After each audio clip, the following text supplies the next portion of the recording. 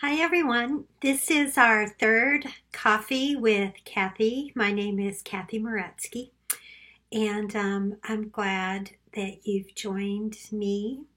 I'm recording from my house in California, and this is our third. I took a break for Mother's Day, took a trip to Dallas to be with one of my daughters and my grandchildren. One of my granddaughters was having a procedure and they needed my help. My daughter and her husband have three kids under the age of five. All three are under the age of five, and so they need a lot of help. But I have to tell you, flying on an airplane is no longer fun, or it wasn't for me. It was not a fun experience. I was worried and anxious the whole time, and just worried that I'm going to get the coronavirus and um, anxious about, have I cleaned my area enough? Have I touched anything I shouldn't? Just super, super worried and paranoid. Um, but all is good now. I'm back in California. All went well with the procedure. So, my theme this week is it's really a continuation of what we've started talking about in the first two um, videos. We talked about thoughts and feelings, and how feelings are, we can be feeling bad, we can be in a bad mood, we can be feeling anger or sadness or anxiety, any kind of negative emotion. And if we can track it back to our thoughts, we can see and realize that so many of our thoughts are twisted, they're wrong, they're untrue, they're exaggerated. And if we can change the way we think, we can change the way we feel and pull ourselves out of a bad mood or just a negative state of being. And so I hope that this is helpful to you. We have just a little review. We have talked about how our thoughts create our moods. We've talked about how specific kind of negative thoughts create specific kinds of negative emotions. For example, if we're thinking we're in danger, like I was on the airplane, like I'm gonna get sick, I'm gonna catch something. Yes, I'm gonna be feeling anxious because those were my thoughts on that trip. I don't want to get sick. I don't want to make my grandkids sick. And so, of course, I was feeling anxious. And if we're feeling just depressed or sad, if we can track our thoughts back to feelings of loss. I miss going to my office, or I miss going to work, or I miss my coworkers, or anything like that. If we're thinking about what we've lost, yes, we're going to feel sad or depressed. And so that's what we need to do, is track our thoughts and identify them and just see if they are distorted and unrealistic. There are 10 different forms of twisted thinking, we're going to call it. Twisted thinking. The first video we talked about all or nothing thinking, where you see things in either black or white categories.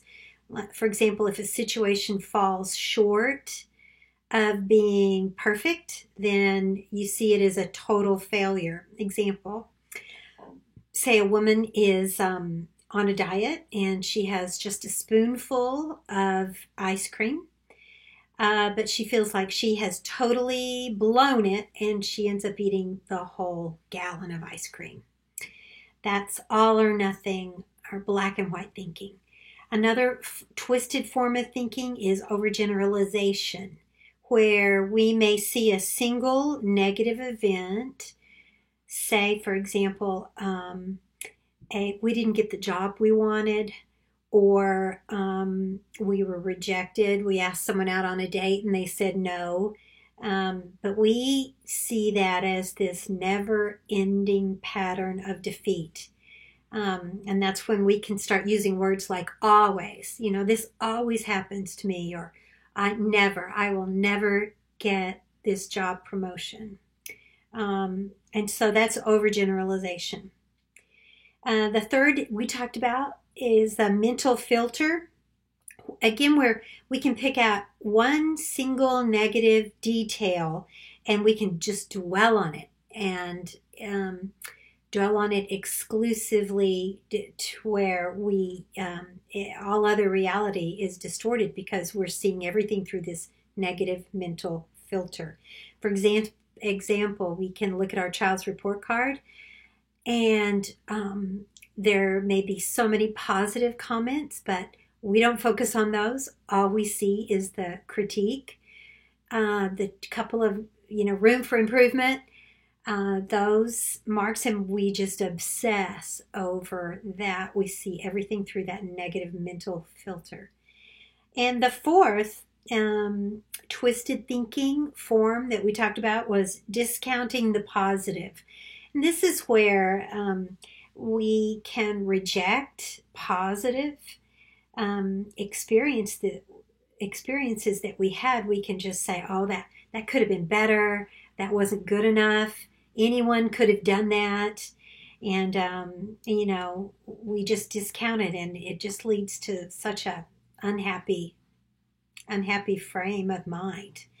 The one I want to talk, two new ones that I want to introduce today are the fifth one is jumping to conclusions. This is something I find that I often do, and maybe you will relate to it. This is where we interpret things negatively when there are really no facts to support that conclusion, our negative conclusion. It's also, jumping to conclusions can be also referred to as mind reading. This is, again, it's where we, without checking it out, we just conclude that someone is reacting negatively to us. And it's also like fortune telling, negatively fortune telling. We predict that things will turn out badly. And I have examples to show you or to tell you in just a second. The other twisted form of thinking that I want to introduce you to you today is magnification. And it's looking through things with a magnifying glass. It's exaggerating the importance of our problems and our shortcomings and minimizing our desirable qualities. It's also called the binocular trick. Like you've got to picture yourself with a pair of binoculars turned towards you, and you're just staring at the one negative problem.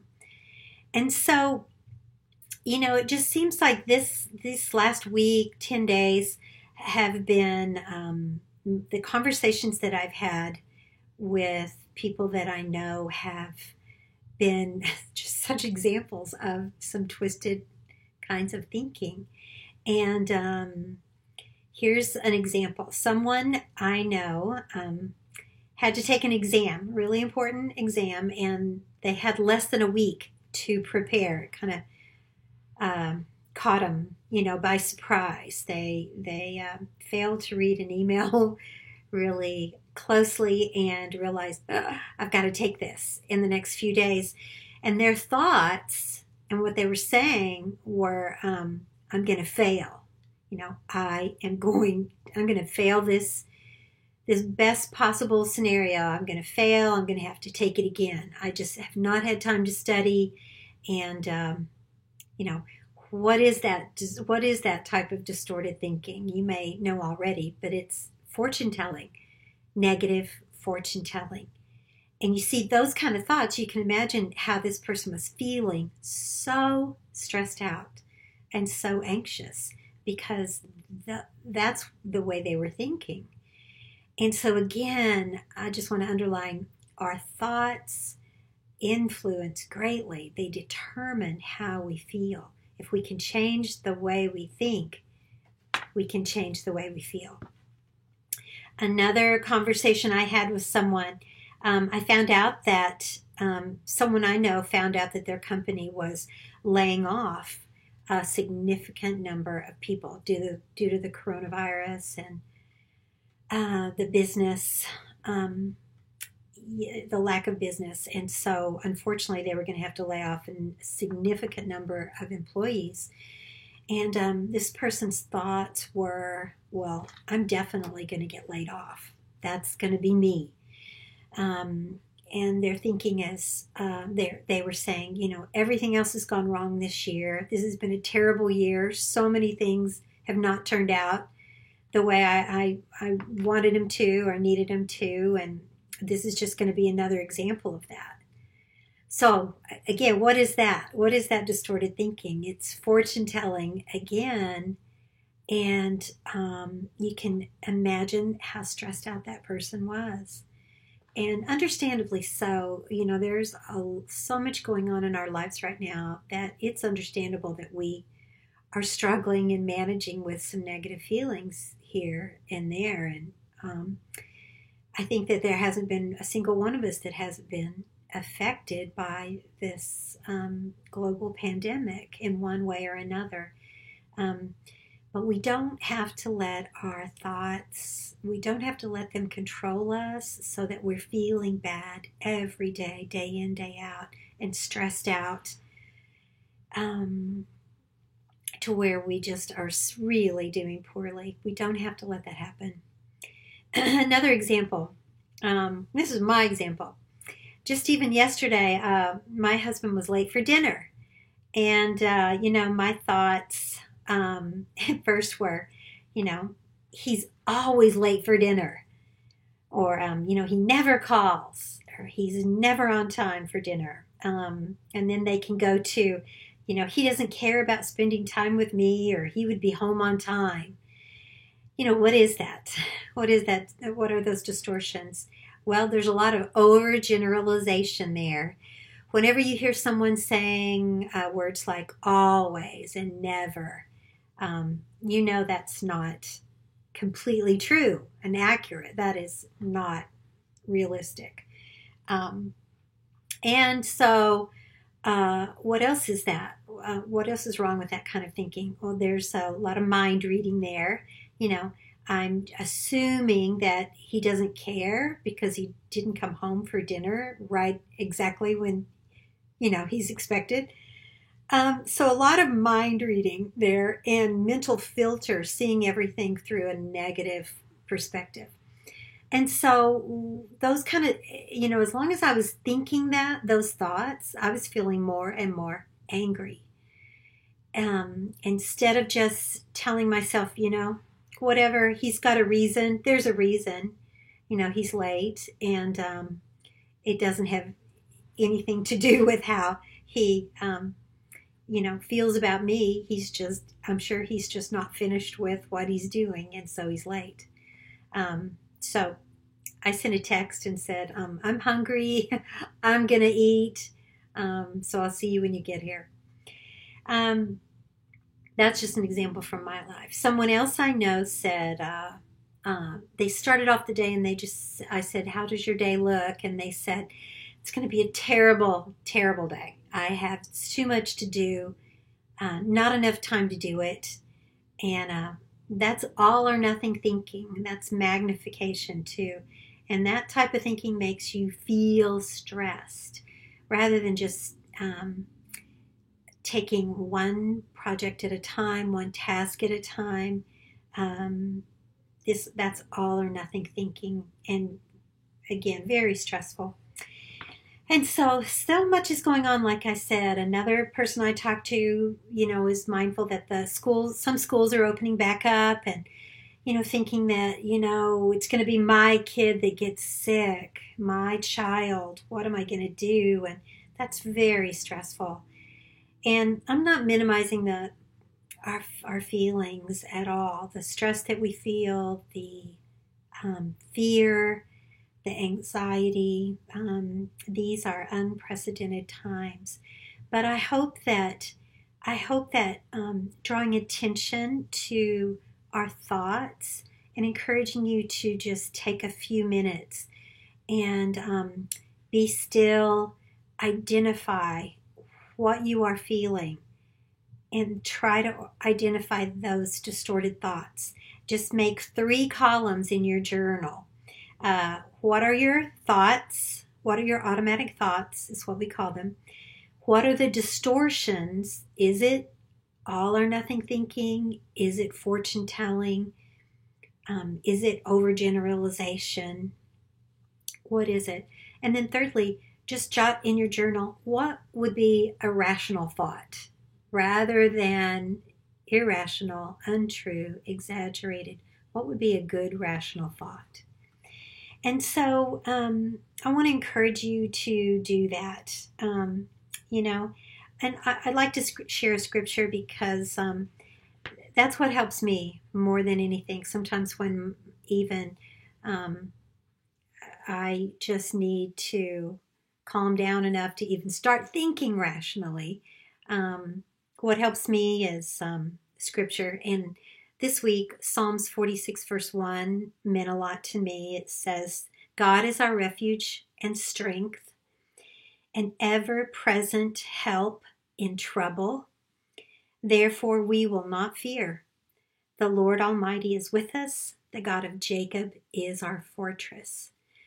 And you've probably heard of going to your safe place in your mind when things are just overwhelming. And to me, a safe place is going to my fortress with God, where God is, where I can be with Him, where I can just calm down and feel safe and feel protected and feel loved and feel like here is my Father in heaven who is always present.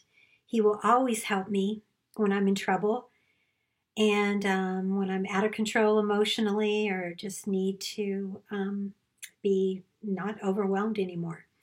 Here's my Father in heaven who will help me.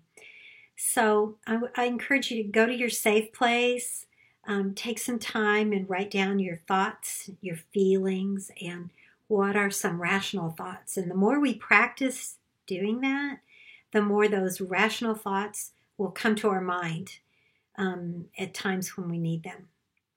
And so I hope you have a great rest of the week, and I will see you next week.